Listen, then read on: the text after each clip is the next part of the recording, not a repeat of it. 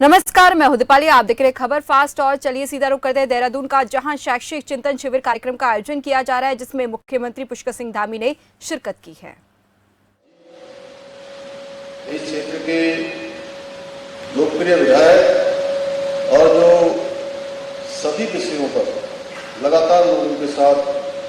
सतत संपर्क में रहते हैं, ऐसे आदरणीय सहदेव सिंह कुंडीर जी, और जिस विद्यालय में हम सब लोग इस शिविर को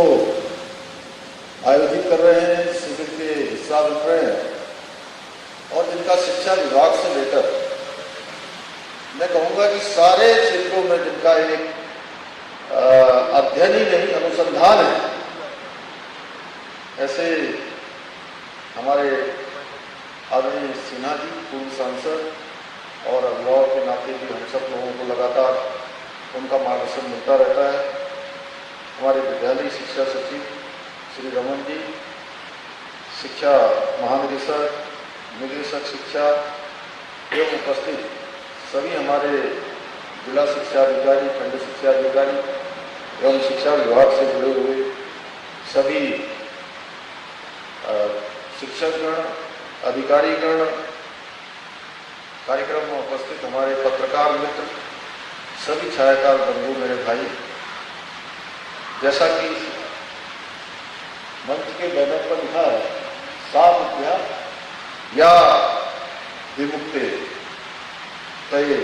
विष्णु पुराण से दिए गए इस सूत्र का शब्दार्थ है कि विद्या ही वह है जो निदान मुक्ति बुलाए,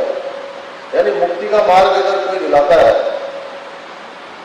अपने पैरों पर अगर सही प्रकार से हम लोग अपने आप को खड़ा हुआ मानते हैं, तो उसके पीछे ज्ञान होता है या विद्या होती है। तो हमें किसी चीज का भय भी नहीं लगता, किसी चीज का संदेह भी नहीं रहता है, मन में कोई संकोच भी नहीं रहता है। ये तब होता है जब हम अंदर से विद्या से भरे होते हैं। तो कहने का अर्थ यह है कि विद्या अर्थात ज्ञान या सही गलत, सच झूठ, यथार्थ वास्तविकता, इन सब में अंतर करना। ये हमको अगर कोई सिखाता है तो ये विद्या ही सिखाती है। मैं समझता हूँ वास्तविकता यही है और यथार्थ भी यही है। निचोड़ ये है कि जिसके दृष्टिगत अभी डॉक्टर धन सिंह रावत जी जिसके बारे में जिसको लागू करने वाले हैं, मैं देश के यशस्वी प्रधानमंत्री मोदी जी का धन्यवाद करता हूँ कि देश की आज़ादी के बाद पहली बार देश के अंदर शिक्षा में एक नया क्रांतिकारी परिवर्तन करने का अगर विचार किसी ने लाया है, हम सबके सामने कोई लेकर आए हैं कि पुरातन, नूतन, सनातन, सारी हमारी संस्कृति से जुड़ी हुई शिक्षा को लागू करने का काम, नई शिक्षा नीति लाने का काम, भारत को पहचानने का काम, भारत की संस्कृति से हमारे आने वाले नौनिहालों को जोड़ने का काम किसी ने किया है तो हमारे देश के यशस्वी प्रधानमंत्री मोदी जी ने किया है। और जिसके दृष्टिगत नई शिक्षा नीति 2020 आई, क्योंकि राष्ट्रीय शिक्षा नीति 2020 का लक्ष्य विद्यालय शिक्षा के स्तर पर सभी स्तरों पर एक मैं कहूँ क्वालिटीपूर्ण, गुणवत्तापूर्ण शिक्षा प्रदान करते हुए एक श्रेष्ठ व्यक्तित्व का निर्माण करना, और इस शिक्षा नीति का लक्ष्य एक ऐसी प्रणाली को विकसित करना है जो भारतीय ज्ञान परंपरा और मूल्यों से परिपूर्ण है। ये जैसा अभी डॉक्टर धन सिंह रावत जी बता रहे थे कि हमारा प्रदेश उत्तराखंड राष्ट्रीय शिक्षा नीति 2020 के प्रावधानों को यथावत लागू करने वाला देश के पहला राज्य बन गया है, पहला राज्य बनने जा रहा है। इसके लिए मैं पूरे शिक्षा विभाग सबको मैं बधाई देता हूँ, बहुत शुभकामनाएं देता हूँ कि आंगनबाड़ी केंद्रों में भी गुणवत्तापूर्ण सार्वभौमिकरण शिक्षा हेतु बाल वाटिका, हस्त पुस्तिका एवं अभ्यास पुस्तिकाएं विकसित कर अभी जिनका हमारे सबके हाथों आपने इसका यहाँ पर लोकार्पण करवाया। ये माह जुलाई 2010 से बाल वाटिका जिसका विधिवत रूप से इसकी कक्षाएं प्रारंभ की जा रही हैं। साथ ही जिला शिक्षा एवं प्रशिक्षण संस्थान चंपावत द्वारा जो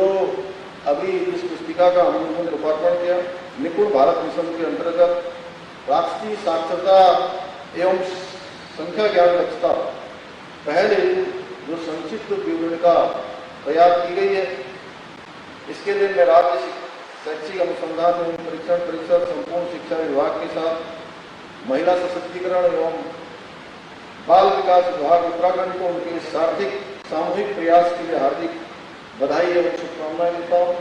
मुझे पूरा विश्वास है कि यह हस्त पुस्तिका एवं अभ्यास पुस्तिकाएं बाल वाटिका के उद्देश्य को, इस उद्देश्य से हमने इस बाल वाटिका को, इस अभ्यास पुस्तिकाओं को यहाँ पर आज लोकार्पित किया है, इसको बनाया है, इसको रचित किया है, वो उसके उद्देश्यों को प्राप्त करने में सफल होगा। पिछले दिनों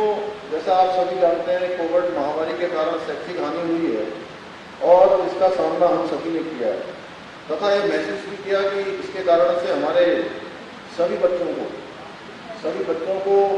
कहीं न कहीं उनके मानसिक स्तर पर बहुत बुरा प्रभाव भी पड़ा है। 2 साल पूरी तरह से हमारे महामारी के नाम चले गए।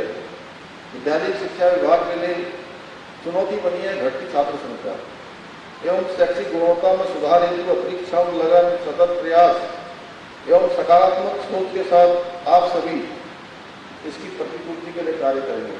ऐसा मुझे पूरा विश्वास है कि जो 2 दिन तक चलने वाला चिंतन शिविर है,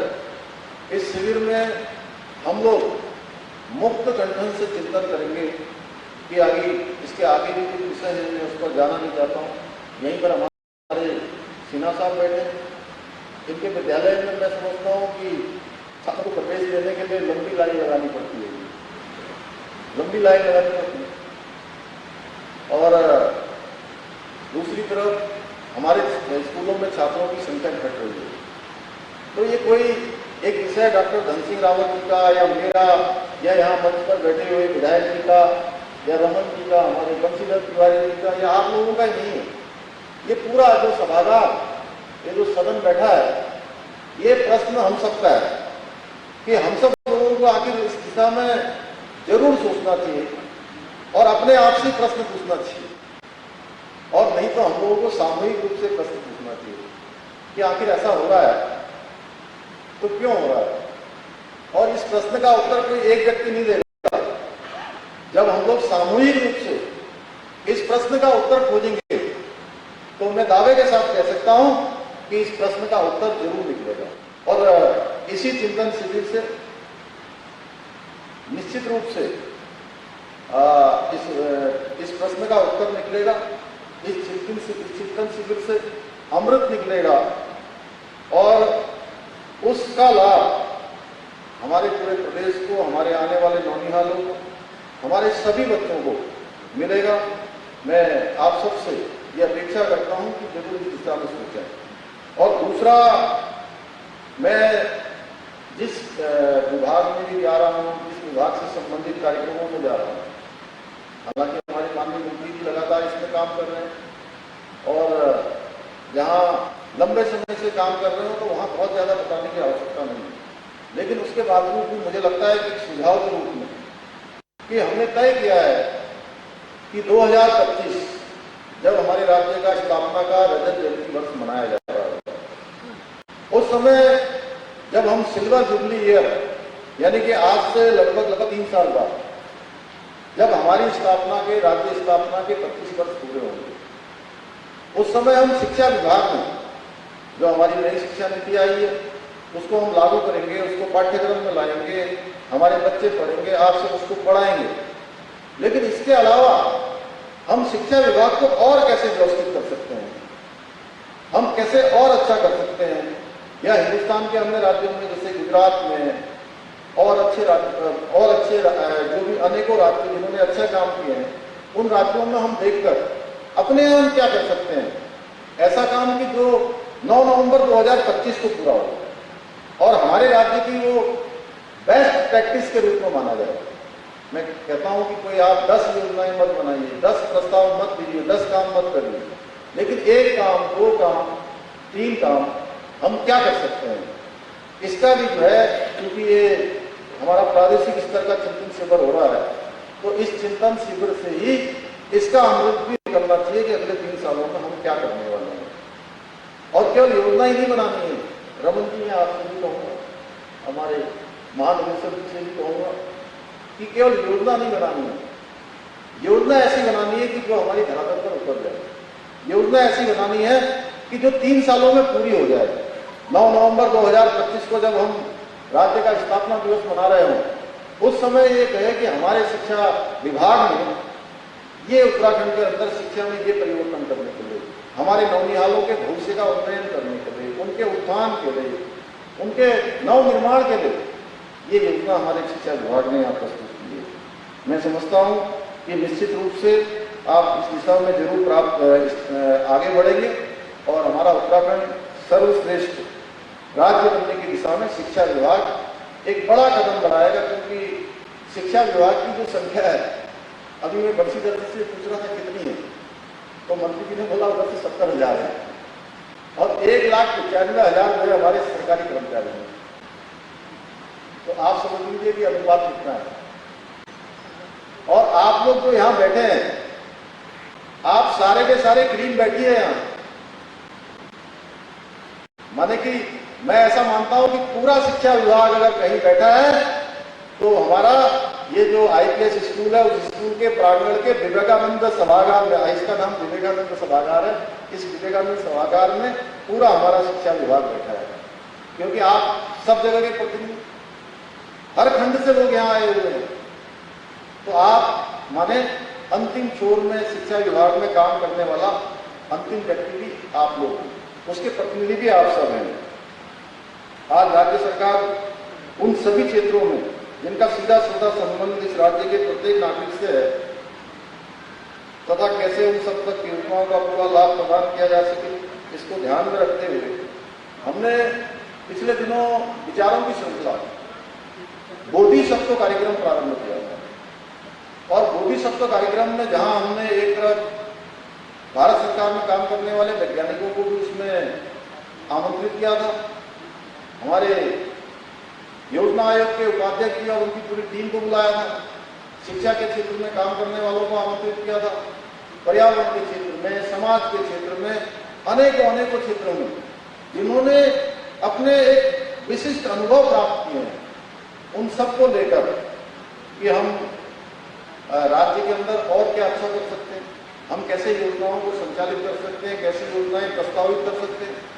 इसको लेकर हमने पिछले दिनों बजट।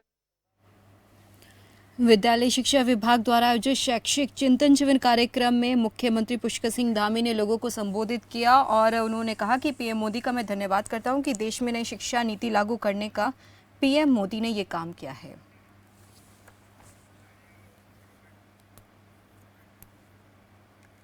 आप देख रहे हैं खबर फास्ट, तेज खबर।